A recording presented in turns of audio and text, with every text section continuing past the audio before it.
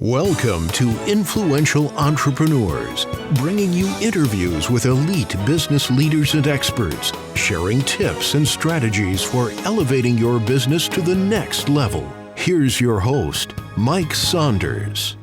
Hello and welcome to this episode of Influential Entrepreneurs. This is Mike Saunders, the Authority Positioning Coach. Today we have back with us Renée Kennedy, who's president of AAA Life Solutions, and we'll be talking about the financial forecast. Dark storms ahead, then bright and clear. Renée, welcome back to the program. Thanks, Mike. I'm so glad to be here. I appreciate all you do for entrepreneurs like me. You are welcome, and I'm excited to talk about this, but then I'm also a little reticent because it's like, I don't want to hear about dark storms, but I want to hear about bright and clear. But, in order to get to bright and clear, sometimes you got to muddle your way through the darkness. So, in the That's financial world, I think it's just like life. We talked before on a conversation where you always have these things that pop up, from COVID to 9/11 to the economic crisis to fill in the blank. So in the financial world, what are some of those financial dark storms that you're seeing that are on the horizon? Well, I think the first one is young people not being able to buy a house. And Mm, I think that's a real serious issue coming up. And you've got what's called in the real estate market, the supply and demand, just like every other thing that works in our economy. But right now, what we're seeing is kind of an equilibrium of supply and demand. Now, I know there's people out there that'll disagree with me, but I know that there are a lot of people like me sitting on a 30-year mortgage that I'm paying 2.7% for. And it's probably not assumable for most people.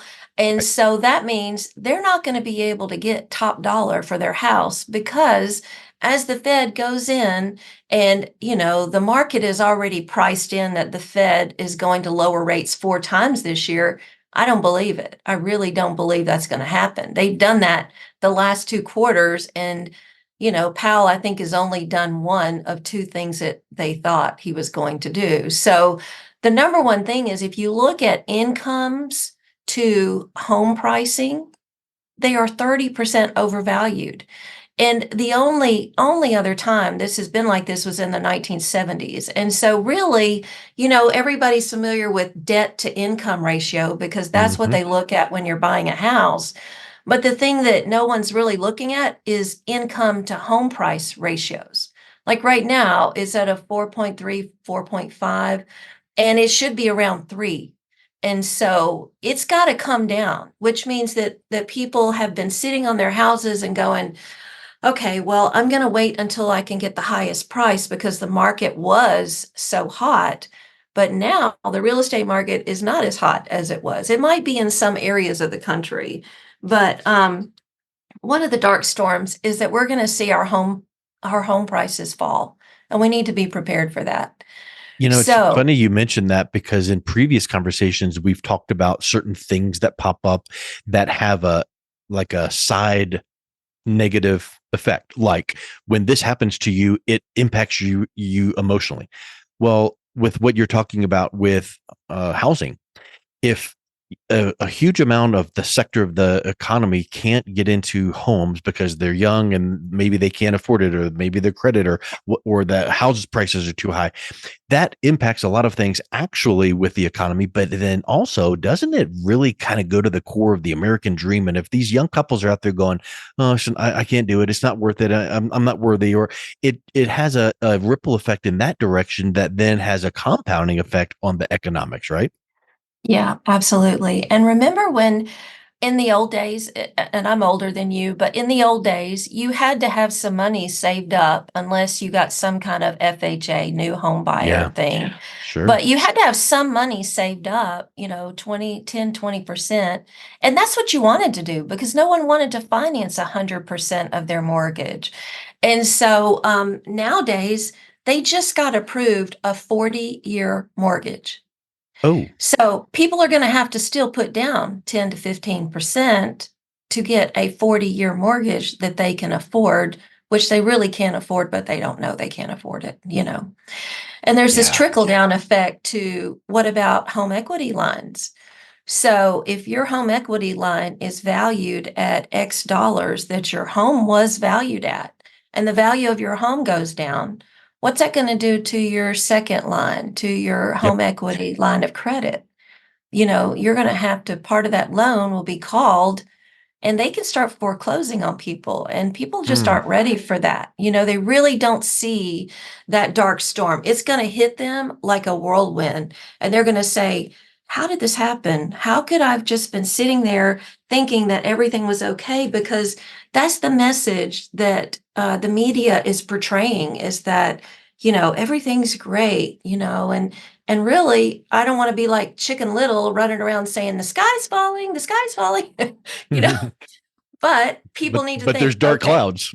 there are dark clouds, okay? Yep. And I'm not We can saying that, recognize that. Yeah, it might not be yeah, sky falling yet, but there's dark clouds, which is an indicator. So, in right. addition to housing and real estate, what's another dark cloud, dark storm that you're looking at? Well, in addition to that, you've got the commercial real estate bubble. And you can think about all these properties that maybe these developers got overbought in when the prices were so good. Well, Mhm. they might have bought them on an adjustable loan. And then that's 2008 mortgage crisis all over again, only instead of real estate for homes is real estate for commercial properties. So we're going to have all these commercial properties, and we already see it. How many businesses, when you drive down the street, aren't there anymore, Yeah. because of COVID, because of the economy? I mean, there's just so many becauses, right? Or the commercial building that half the building now everyone's working remotely and they don't need to go into the office, and that causes real estate vacancies in the commercial world. Exactly. Mm. Which affects the banks. And so we've Yep. already had two banks that went under and got bailed out. So what Mm. is this setting things up for? Well, how do you fix a money crisis with more debt? You can't, Yep. right? You Yep. can't. And so that's what they've done. But how are they going to fix the crisis? Well, just like Roosevelt, and after the war, he was saying, okay, now or before I think it was before 1940 something. He said, "You guys have to turn in all your gold." And then as soon as everyone turned in their gold, they gave them like $21 an ounce. Then they revalued it up to $36 an ounce. Well, they're going to do the same thing with Fed coin. So when Mm. they go to a digital dollar, which Visa, JP Morgan Chase, I mean, there's so many big companies that are already, McDonald's, they're already going to the system of, they don't, if you want to pay cash, that's fine, but they're not going to give you change back. And why are they doing Wow. that? Why are they doing that? And now at football stadiums and, theaters and stuff, you can find reverse ATMs. Well, what is that all about? Well, people that have cash can put cash in and get a debit card out. Well, for some Mm. people, especially people that are not from our country, they're going to think this is a great way that I can have a card just like everybody else. But in essence, they're depleting the country of the literal cash dollars and coins that we have in our possession. And they're doing it very gradually. And about a year and a half ago, I went to the bank. I was feeling uneasy, and I believe in the market. I love, opportunity. This is a promised land, and I believe all of that. And I know that we have great things on the horizon. But I went to the bank and I was just going to get out 20,000 cash, and I just wanted to put it in my safe. Yeah. And I went to the bank and she goes, what do you want this money for? And I was like, what? I It's my couldn't believe business. What do you mean? she asked me that, like I'm a drug Right. dealer or something. Yeah. I'm like, well, I want to have some cash. That's all, just for emergency purposes. And she goes, well, Miss Kennedy, we have 5,000 now, and you can come back in the next 2 days and get the rest. So they did not even Wow. have 20,000 cash in their vault that they could give me.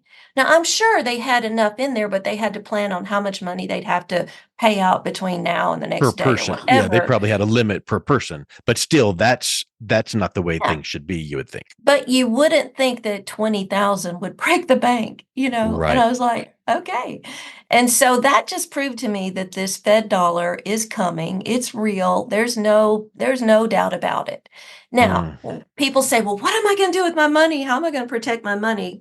Well, that's what we help people do. Okay. And so there are things you can put into place right now that we can't control what they do with the dollar. In fact, if you look at what happened in 1973 when our government introduced the petrodollar across the world with Saudi Arabia, that they all agreed to buy oil from Saudi Arabia in US dollars. Well, with the pressure that the presidencies have put on Saudi Arabia and China and Russia, they're all ganging up. They're all ganging up on us, even Brazil. And they're saying, all right, we're not going to buy oil in US dollars anymore. And what is that going to do to our economy? People have no idea that this even has been going on, Yeah.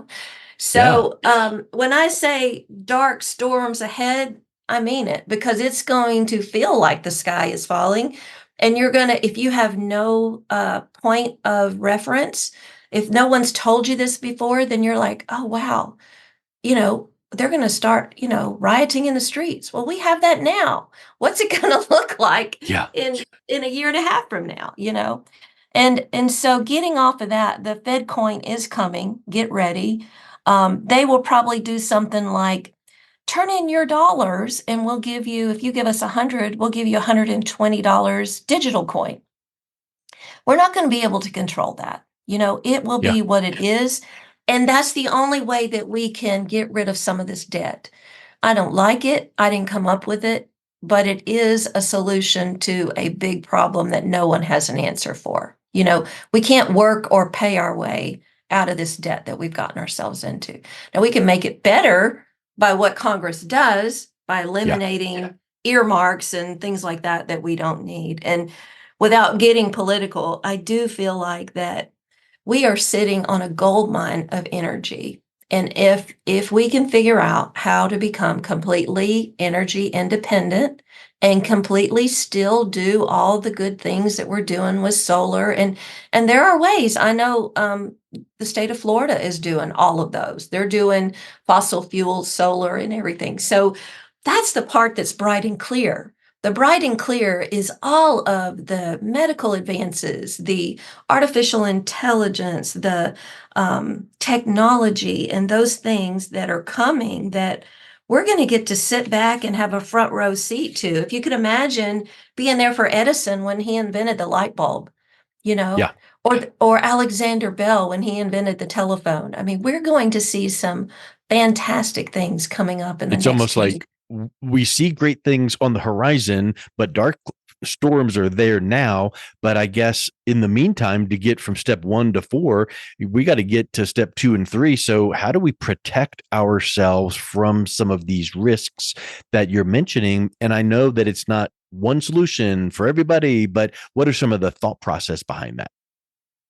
Well, the main thing is don't listen to people that tell you that, if you stay in the market, it's going to be okay because the market goes up and the market goes down. And what you have a huge risk of sequence of return. And what that means is, yeah, if you are, 64 and a half and you're getting ready to retire at 65 and the market falls 50%, and you put all of your money in the market because you thought that was the best place to get back some of the gains you lost during COVID or maybe 2008, you're in the wrong place. So you Yeah. have to reallocate your money into protection mode. And protection mode does not mean you don't make money. I wouldn't recommend that for anybody. Don't be the ostrich in the sand and go put it in the Yeah. bank in a CD. And don't tie it up in a fixed annuity for 5 years or 3 years because it's paying a little more than a CD. There are things out there now that they've never had before that have had wonderful returns. I'm talking 11.7, 19.8, 23.4.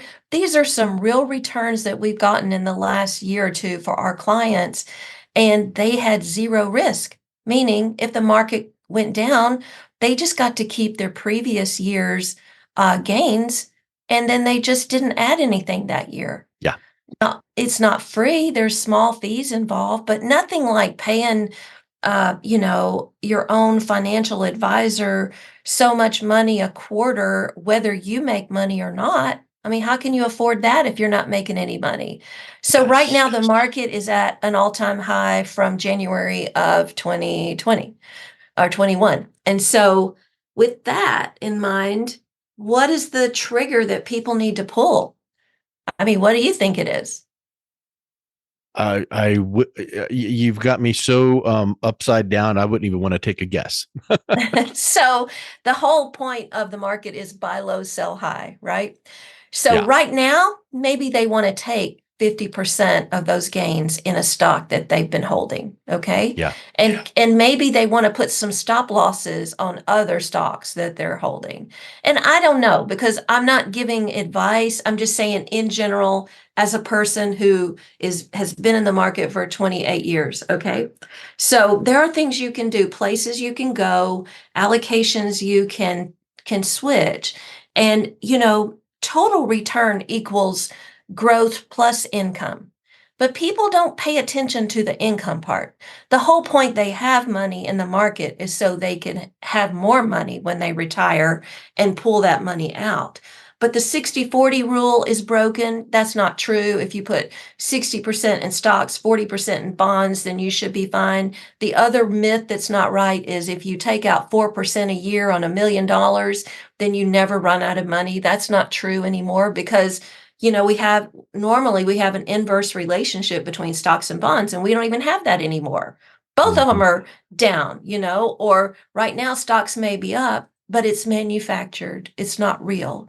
It's 5 to 7 of those technology stocks that are holding up the entire S&P. Well, it should be called the S&P 493, Right. because the rest of them are Wow. all, in a loss mode, or, just treading water mode. Wow. So you mentioned bright and clear.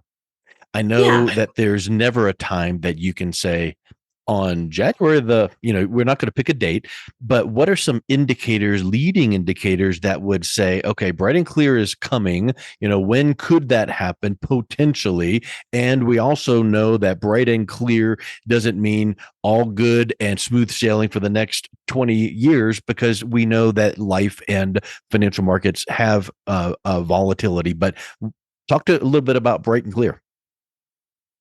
Clear happens when you have multiple contingency plans in place. Hmm. And what that means is, if the market goes up, you've got a plan. If the market goes down, you've got a plan. If your family gets sick, you've got a plan. If a parent passes away, they have a plan.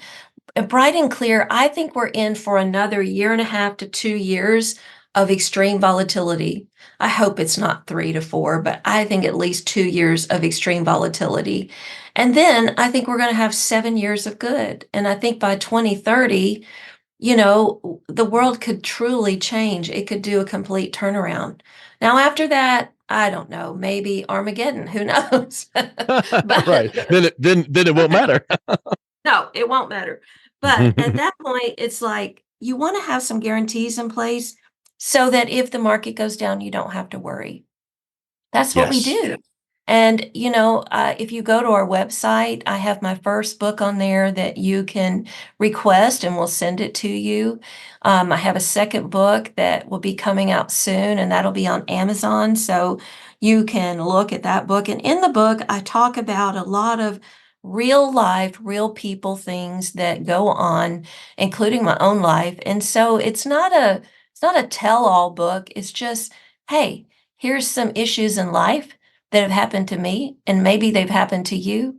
And here's some answers of what I wish I'd done, and here's some things that I'm glad I did, and maybe it'll help you too.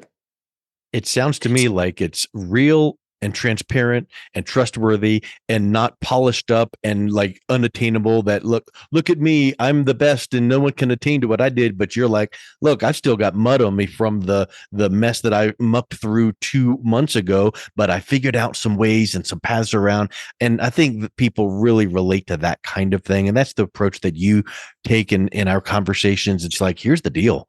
I'm facing this. I went through that. Here's what I did to get through it, around it, under it, not avoid it. Because guess what? Personal and professionally in life, we're going to hit these roadblocks. It's not like we can avoid them, but how can we make our way through? And that's to me, the bright and clear might not be all things are rosy, but it might be you put enough things in place that even though there's volatility, you can be sitting back going, hey, let the markets do crazy things, but I've got my retirement set in accounts where I'm not feeling that gut punch every time I turn on the news.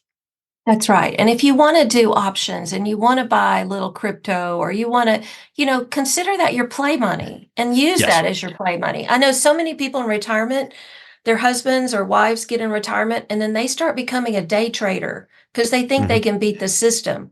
And they do. They do. Some days they do great. I had a teacher and an engineer in my office one time, and I looked at them both and I said, okay, so they had about 5 million. And I looked at the husband and I said, so how much are you willing to lose? And he said, oh, about 50%. So Ooh. you immediately think 2.5 million. I look at the wife and she's about to pass out in the chair. Yeah. And I said, well, what are you willing to lose? And she said, nothing. We've worked our Yeah. whole life for this money. Right. And then I looked at him and I said, then why are you still in the market? So I think y'all need to go home and talk and come back and see me, Yes. So anyway, it was good. But, Get on the same page.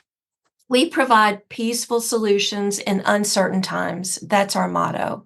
And we do it in a way that you won't be worried or feel bad if your friend is in the market, because you're going to be making almost just as good of returns as they are, if they even are. And that's the question. Yep. Well, Renee, I think if someone is listening to this saying, you know what, I recognize there's dark clouds and financial storms on the horizon, but I want to make sure I get some of those peaceful solutions. What's the best way they can learn more and also reach out and connect with you? They can go to our website, www.aaalifesolutions.com, or email me, Renee, Renee, at aaalifesolutions.com, and just put in the line at the top, just put help ? And I'll try to prioritize those. And they can request the book on my website too. There's lots of videos they can watch there too. Excellent. Well, Renee, thanks so much for coming back on. It's been a real pleasure talking with you. Thanks, Mike. I appreciate you too. You've been listening to Influential Entrepreneurs with Mike Saunders. To learn more about the resources mentioned on today's show or listen to past episodes, visit www.influentialentrepreneurssradio.com.